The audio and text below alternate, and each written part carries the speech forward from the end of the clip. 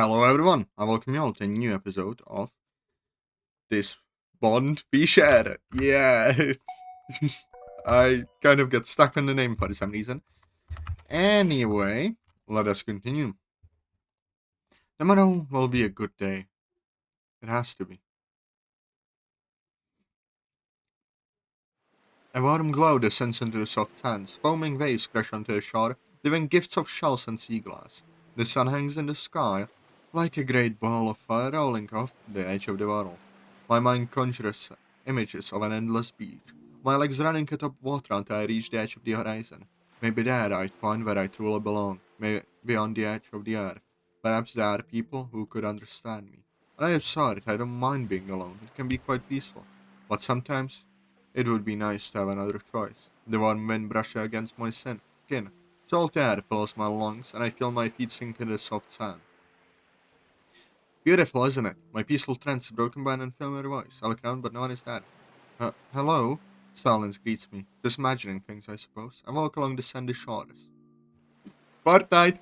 See my footprints following behind me in the sand. His footsteps follow along just beside my own. I never did catch your name. I struggle to make contact with this. How does it pass? But I haven't been noticed. We had a real nice talk. I should at least be able to look at him, but my heart won't stop pounding. Shakily, I raise my eyes to his level. Yuri, my name is Yuri. That's a beautiful name. I feel my cheeks flushing red. That's very kind. Oh, but you never gave me your name either. I didn't. It's a mystery. A mystery, you say? Alright. Oh, come on, that's so rude. You chuckle slightly, it's quite a pleasing sound. Okay. My name is... Well, I think that's a beautiful name too. You do, Yuri. I don't think I'd name my, child, uh, Gifajivayu, but, that's up to you. You mean a handsome name? No, I choose my words quite deliberately. He laughs again, and this time I can help but join him. This has been a lovely afternoon. It's so nice to have a conversation with someone I just click with for once. More than that, he's quite charming. The way his hair flows in the wind, the smell of petrichor that radiates off of him. But it hasn't been raining. Cold rain begins to pour down on me out of nowhere. What's happening? Hello? As I reply, his house appears in the distance. Hopefully, with us inside is hospitable. Hello, is anyone inside? I just need some shelter from this rain. The door creaks open on its own. I hesitate, but the brewing storm pushes me inside. Inside, it is ruined and decrepit. It doesn't seem to match the exterior of the house at all. I try to open the door, but it doesn't budge. Hello, I'm sorry, the door was open and I thought... What did you think, Yuri? A silent chill rushes down my spine, like my body is sending me a warning. I'm sorry, I'll just go.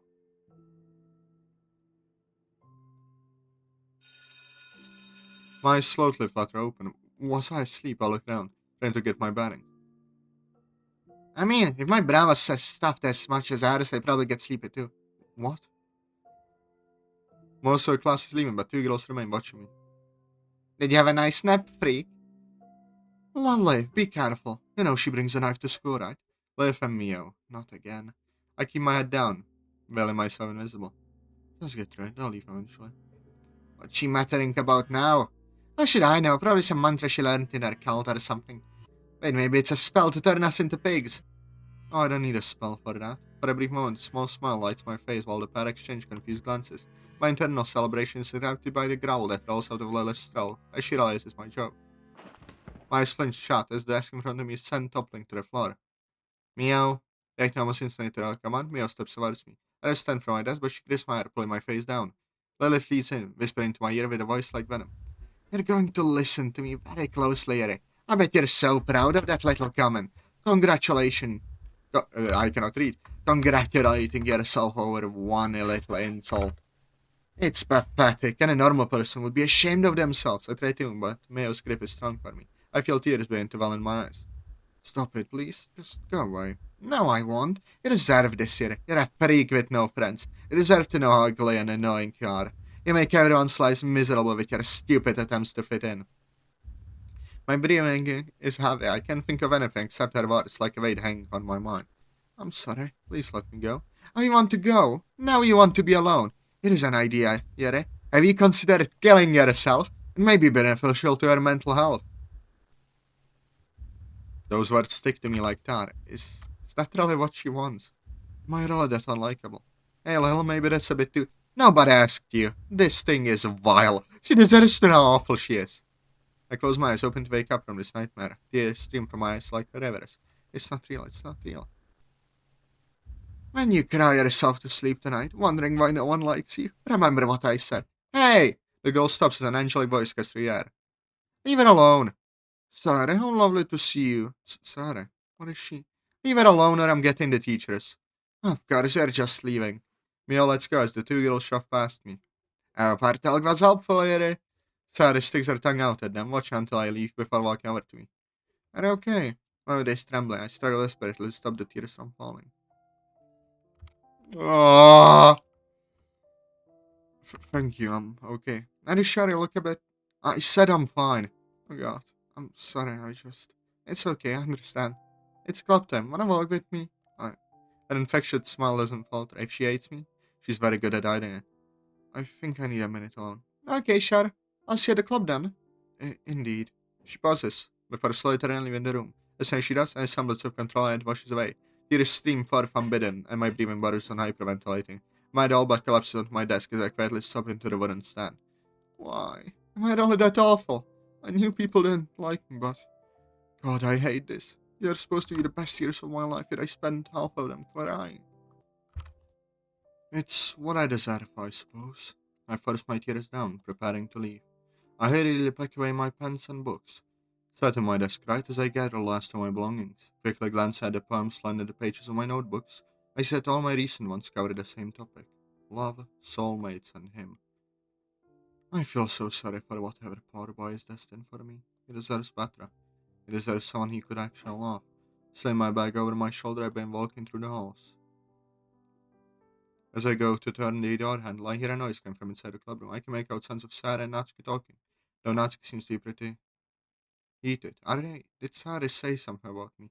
I take a few deep breaths, open the door slightly to peek inside. Not happening, Sarah. Come on, Nats. Oh, you need more members and the door slips out of my hands, allowing me to slowly creak open, reveal my figure stay in the entryway. They don't say anything for a few seconds. Oh god, please don't fail, he's dropping. Hey, there you are. Can you please talk some sense into Sarah? Why does all the attention have to be on me? About what? Sarah gives me a quick smile as she begins to speak, but Natsuki beats her to it. Sari seems to think that getting some boy to join the club is a good idea. A boy? So this wasn't about me. Of course it wasn't. What a self-centered thing to think. Besides, Harry's too nice. She wouldn't do that. He's not just some boy, Natsuki. This is my best friend. Well, how come you never heard of him until now?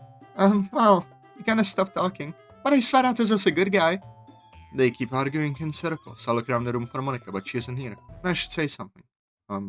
The two stop to stare at me. I feel another member would be nice. Even if it is a boy. He might even be the one I'm meant to meet. If he's friends that sound like Sarah, maybe he'll be nice to me too. Stop being stupid. I can't go around suspecting every guy of being the one. And still, I wonder what he's like. Yuri? What? So you're really okay with this random guy joining the club? Aye. Come on, Natsuki. You know the club needs more members. Besides, you like the last guy who joined the club? That? Oh yeah, you really liked him. We're just friends. Close friends. I said and Natsuki continued to go back and forth. Monica walks over to me. Okay. A saw smile across my face. Ever since Monica found out my trouble with social situations, she does her best to check up on me. No doubt she saw that I was nervous and started teasing Natsuki to take the attention off of me. I'm fine, thank you. I've grown used to Natsuki over the years. I wasn't talking about that. Oh. You seem distracted, and more so than usual. Oh, that. Whenever I seem distracted, latest words hang heavily on my mind, but even in spite of that, I keep thinking of last night. Even remembering what my mother told me. I think how this boy whose destiny is supposedly linked with mine. Can something like that even be real? Or is it just a blind hope that someone out there could possibly love me? I'll tell Monica everything. Spill it all and hear what she has to say. Maybe that's what I meant to do. But how can I possibly explain something like this to her? She'll just laugh at me, call me crazy. Only one other person could understand. But he's not here right now. Yeah, I'm fine. Thank you for asking.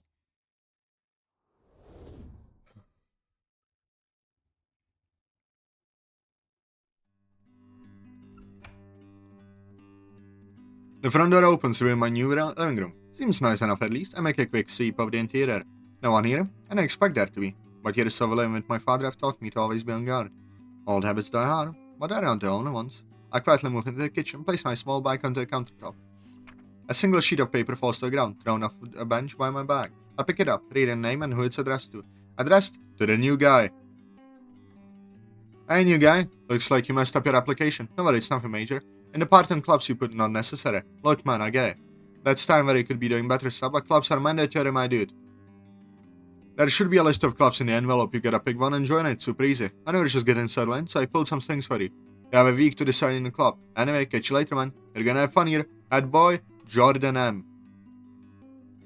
Through the form, there's a second paper in yellow with a list of every club. It's 3 pages long. I throw a paper on the bench top. I'll get to that later. I quickly check the clock. 5:12 p.m. I have about 30 minutes until a moving truck gets here with my stuff. Enough time for a run. My legs need it after sitting in the cab for so long. Outdoor is dark, quickly put my shoes on.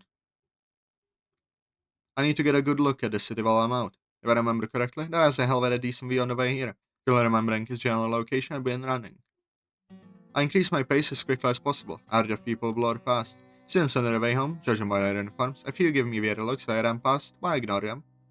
Out to the left is a track that leads away from the houses, into a heavily forested area. Judging by the sun, it looks like the path heads in the direction of the hill. Pick up my pace again, I start to dash through the trees, dodging plants and underbush as I go. I veer around the corner of the trail and slowly lessen my pace. How the track seems to span an endless forest, leaves fluttering in the light wind, carrying the scent and sounds of the forest with it. It amazes me that places like this are now so close to my house. Looking further down the path, it appears to stretch and wind continuously. I quicken my pace again and burst forward, slinking down the trail.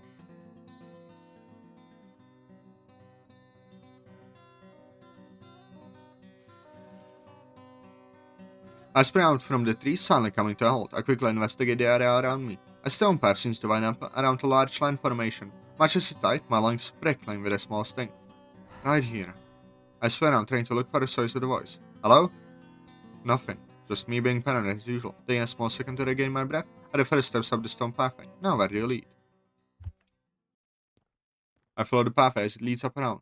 It is to the hill. It's much harder than I thought it was. Silent trees and bushes appear more sparingly, revealing the nearby scenery. The heavy wind forces me to press my back against the stone wall behind me. I'm much higher than I thought. Beyond the edge of the hillside, small parts of nearby landscape can be seen. The footing looks off, but I need to see this view properly. Gripping tightly to a rock face with one hand, I slowly move to the edge of the path. The wee stones feel loose on the ground. I carefully feel with my foot for a solid patch of dirt. Once I have found it, I plant my foot firmly on the ground, slowly moving my body towards the edge. Peering over the cliffside, I gaze out at the view. Wow, you can see the whole city from here. 6 months. 6 months I've been waiting for this. It feels so surreal, like I'm dreaming. I calmly breathe in the fresh mountainous air, the very wind tasting of freedom. Finally. Okay, down to business. I stare at the city layout, making a mental map in my head, looking for potential places, locations she could be. It'd be nice if I had any leads, but I need to start somewhere. I wonder if... Someone's behind me. I stretch my arms up and sigh, pretend to act right. In the inside of my arms raised, they strike a moment's notice. They've stopped. I can just barely hear the soft sounds of their breath. Sounds like they're trying to muffle it behind a bush, off to the left. They don't know it. They've been spotted, otherwise they attacked already. I stab the upper hand.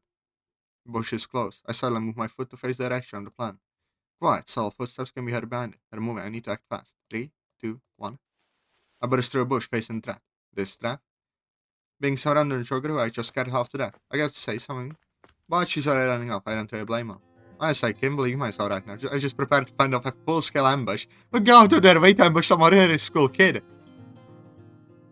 Well, they would. Still, I didn't need to calm down.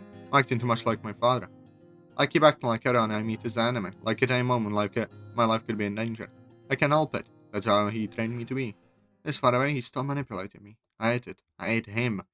Why I am my father's son. But not anymore. Not anymore. I will be my own man. No one will have control over my life except for me. No more living in the past. That's all behind me now. I pause, look out the vast sprawling city light before me. Everything starts here. I calmly walk back into the forest, no longer running. I take my time to look around and enjoy the scenery. It really is beautiful at this time of day.